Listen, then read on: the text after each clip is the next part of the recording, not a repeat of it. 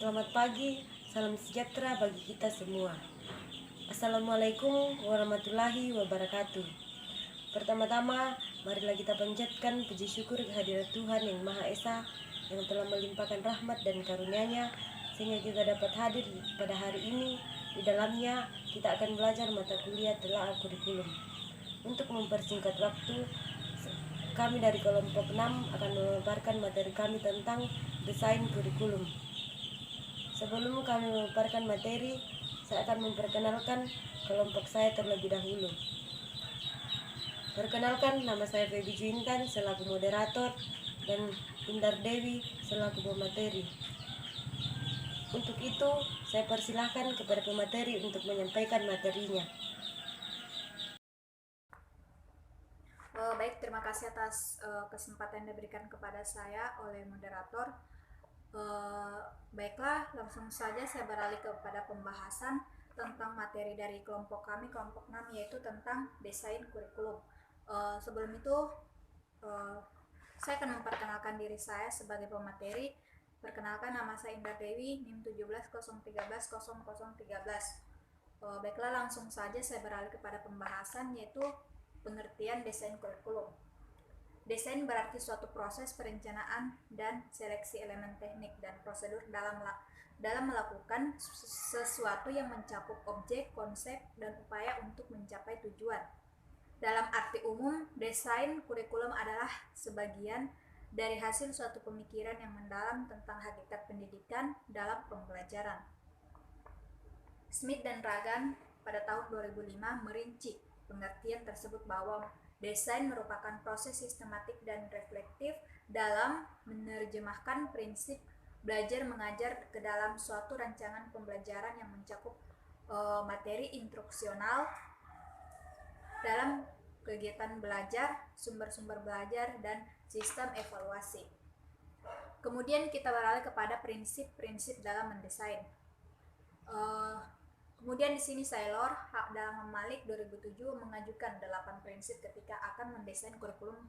Prinsip-prinsip tersebut sebagai berikut. Yang pertama yaitu desain kurikulum harus memudahkan dan mendorong seleksi serta pengembangan semua jenis pengalaman belajar yang esensial bagi pencapaian prestasi belajar sesuai dengan hasil yang diharapkan. Yang kedua, desain memuat berbagai pengalaman belajar yang bermakna dalam rangka merealisasikan tujuan-tujuan pendidikan khususnya bagi kelompok siswa dan belajar dan bimbingan guru. Kemudian yang ketiga, desain harus memungkinkan dan menyediakan peluang bagi guru untuk menggunakan prinsip-prinsip belajar dalam memilih, membimbing, dan mengembangkan berbagai kegiatan belajar di sekolah. Kemudian yang keempat, desain harus memungkinkan guru untuk menyesuaikan pengalaman dan kebutuhan, kapasitas, dan tingkat kematangan siswa. Kemudian yang kelima yaitu desain harus mendorong guru mempertimbangkan berbagai pengalaman belajar anak yang diperoleh di luar sekolah dan mengaitkannya dengan kegiatan belajar di sekolah. Dan kemudian yang keenam yaitu desain harus menyediakan pengalaman belajar yang berkesinambungan agar kegiatan belajar siswa berkembang sejalan dengan pengalaman terdahulu dan terus berlanjut pada pengalaman berikutnya.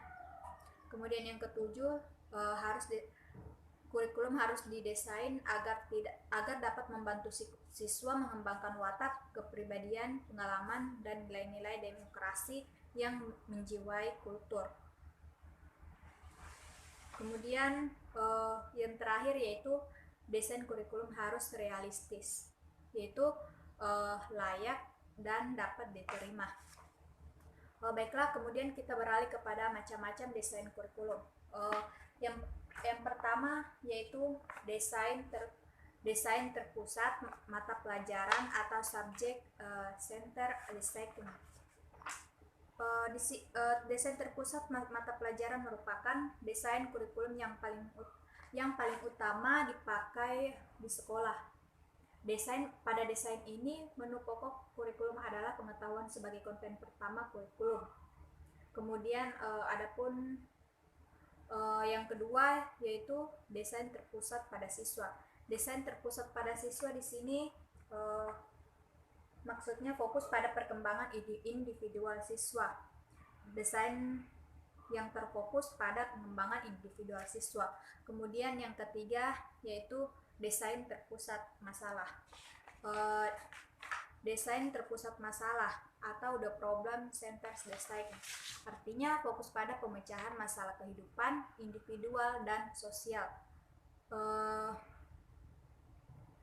Karena kecakupan masalah kehidupan sangat luas, desain ini terdiri atas berbagai tema seperti situasi kehidupan yang selalu muncul, kemudian masalah sosial kehidupan umum, masalah kehidupan pemuda, masalah etnis, dan masalah rekonstruksi sosial. Tekanan desain ini dibatasi pada desain tersebut pada 3 desain, yaitu desain situasi kehidupan, desain inti, dan desain masalah. Kemudian kita beralih ke bagian D, yaitu model desain kurikulum. Pada model desain kurikulum di sini terbagi menjadi 2, yaitu the area of living design, kemudian yang kedua decor design. Pada desain yang pertama yaitu the design of living design. Dalam proses belajar ini bertujuan bersifat proses atau proses objektif, dan yang bersifat isi konten objektif diintegrasikan. Kemudian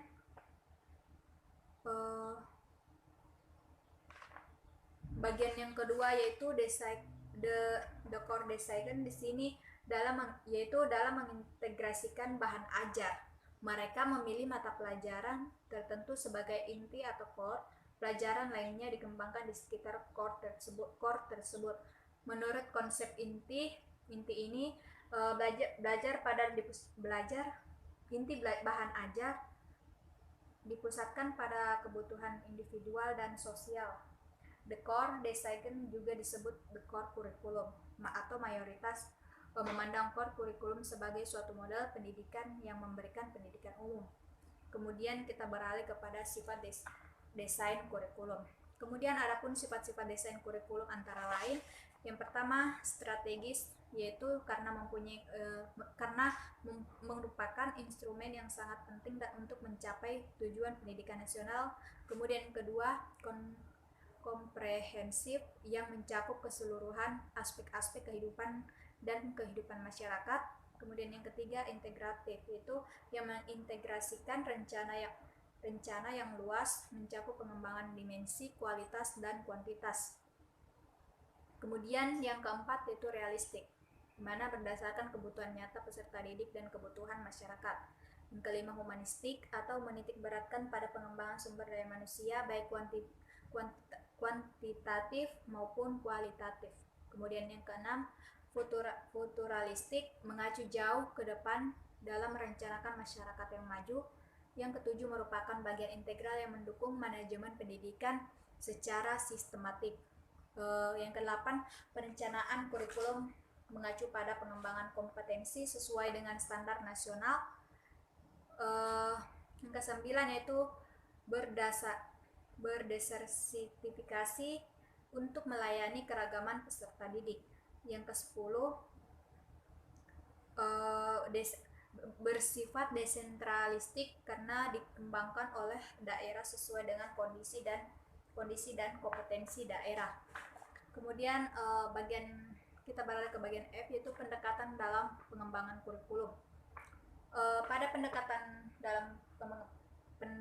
dalam pengembangan kurikulum ada 2 pendekatan yang dapat diterapkan dalam pengembangan kurikulum, yaitu yang pertama pendekatan top down atau pendekatan administratif, yaitu pendekatan dengan sistem komando dari atas ke bawah. Dan kedua adalah pendekatan grassroots atau pengembangan kurikulum yang diawali oleh inisiatif dari bawah lalu disebarluaskan pada tingkat atau skala yang lebih luas dengan istilah singkat sering dinamakan pengembangan kurikulum dari bawah ke atas. Baik, itu saja pembahasan dari kelompok kami, yaitu kelompok 6 yang bertema desain kurikulum. Mungkin itu saja yang bisa sempat saya bawakan pada kesempatan kali ini. Lebih dan kurangnya mohon dimaafkan. Baiklah, saya kembalikan kepada moderator. Terima kasih.